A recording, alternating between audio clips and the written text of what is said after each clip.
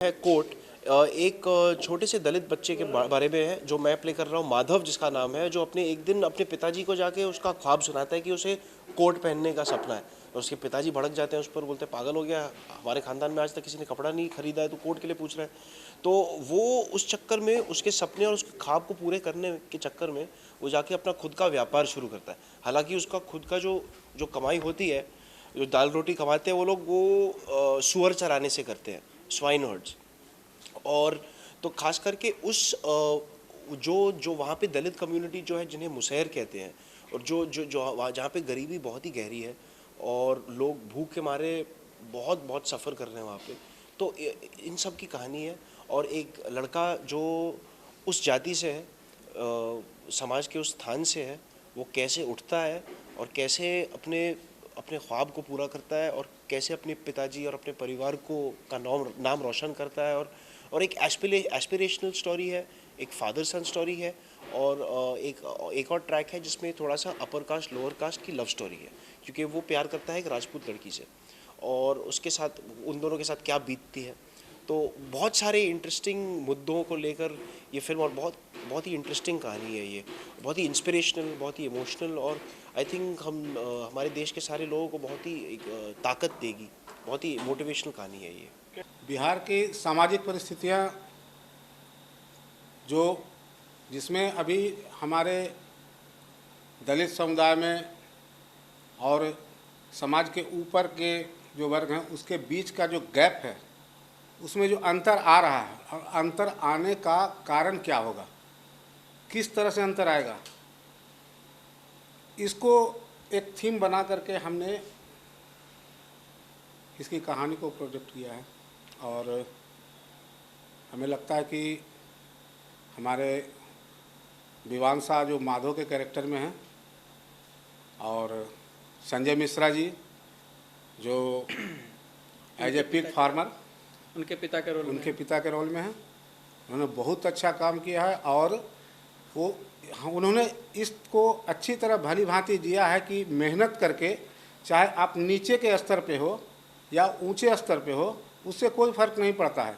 आज भारत का संविधान अंबेडकर के द्वारा लिखा हुआ है, वो भी एक दलित समुदाय से आते थे और उनको लगभग भगवान का दर्जा प्राप्त है। तो जब एक दलित के लिखे हुए संविधान से ये इतना बड़ा देश चल सकता है, तो जो जातियां दबी कुचली और नीचे है, उसको उठाने के लिए, उसको इंस्पायर करने के लिए, आगे बढ़ाने के लिए एक प्रयास किया गया है हम लोगों के द्वारा, कि एक उदाहरण मिले लोगों को कि अच्छे कामों के द्वारा, और जो उस तरह का काम है जिससे नीचे बहुत सारी चीज़ें हैं, जैसे नशाखोरी, वो बंद होनी चाहिए, उसके वजह से समाज में प्रॉब्लम आता है और लोग पढ़ नहीं पाते हैं, एजुकेशन स्लैब को, उसको भी इसमें दर्शाया गया है कि पढ़ाई से उनका वो सामाजिक स्तर ऊंचा उठेगा।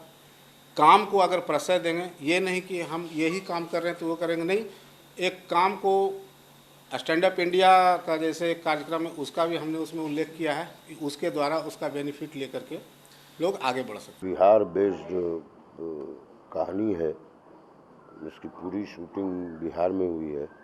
और ये एक जो पोर्शन है वो जब बच्चा शहर आ जाता है तब का पोर्शन हम शूट कर रहे हैं। बहुत खूबसूरत फिल्म है और बहुत खूबसूरती के साथ शूट हुई है ये फिल्म। मेरे लिए कॉमन ये है कि मैंने बाप के साथ काम तो नहीं किया, लेकिन उसकी फिल्म को किताब की तरह माना, और अब बेटे के साथ काम कर रहा हूँ उसी सेम सर्कमस्टांसेस में। बढ़िया है ये बढ़िया है, मतलब विवान के लिए बहुत बढ़िया है। एक अभिनेता का सपना ही होता है कि बहुत डिफरेंट किरदार करें और मीनिंगफुल किरदार करें। मीनिंगफुल से मेरा मतलब है कि जिसको एक वर्ग महसूस कर सके कि ऐसे इंसान को मैंने कहीं देखा है, ऐसे इंसान को मैं जानता हूँ। और ये सौभाग्य है मेरा कि मेरे रास्ते में ऐसे ऐसे फ्लावर आ रहे हैं जिनके सारे फूलों की अलग अलग खुशबू है। तो मैं ये सौभाग्यशाली एक्टर हूँ कि मेरे रास्ते में इस तरह के किरदार आ रहे हैं। लेकिन कलाकार का सपना तो होता है कि डिफरेंट आंखों देखी नहीं आई होती तो मैं एक सो कॉल जिसको आप लोग बॉलीवुड कहते हैं उस सिनेमा का एक कॉमेडियन बना घूम रहा होता।